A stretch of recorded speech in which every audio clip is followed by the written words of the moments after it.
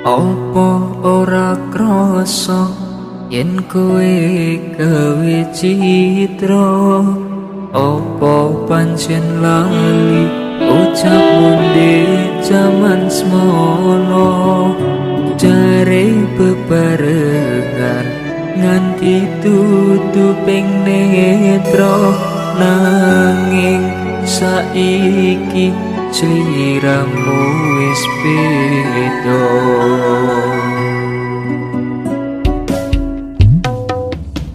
Wis tak coba nguatke ati iki, nampa kasunyatan latihan berijo ning ati. Aku kudu ikhlas nampa kahanan iki. Aku wis pasrah marang kersane Gusti.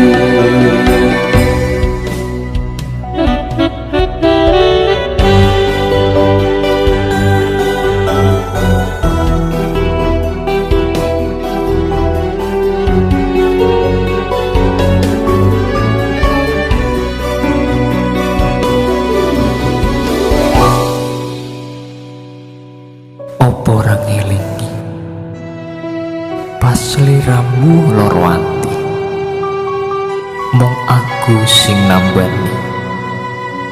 Nanging kenapa wong sing ngobati loro atimu malah mbok gawe loro ati? Kok mentolo sliramu natoni ati iki? Coba kowe dadi aku, kok kuat hatimu dilarani koyo ngene. Amarga janji manismu, janjimu lan setyamu ra bisa dikuku. Nyatane kowe lunga hamong ninggalke tatu. Wis cukup sakmene tatu sing tak sangga sakarepmu, tutup nolakumu.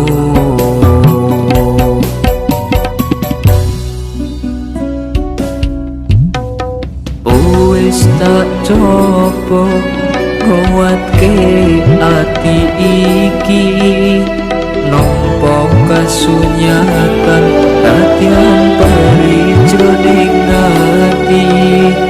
Aku kudu ikhlas nampa kahanan iki. Aku wis pasrah marang kersane Gusti.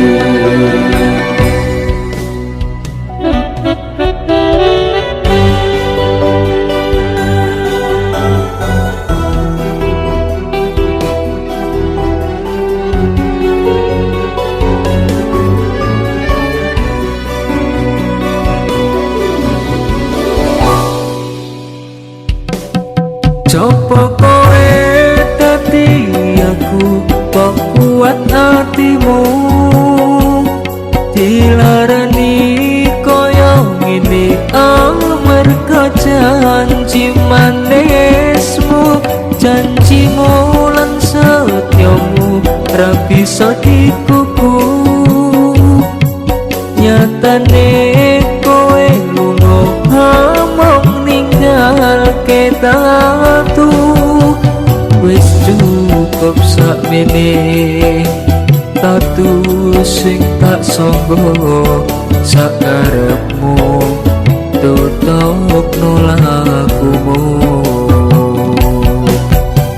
Wis cukup sakmene tatu sing tak sangga sakarepmu, tutup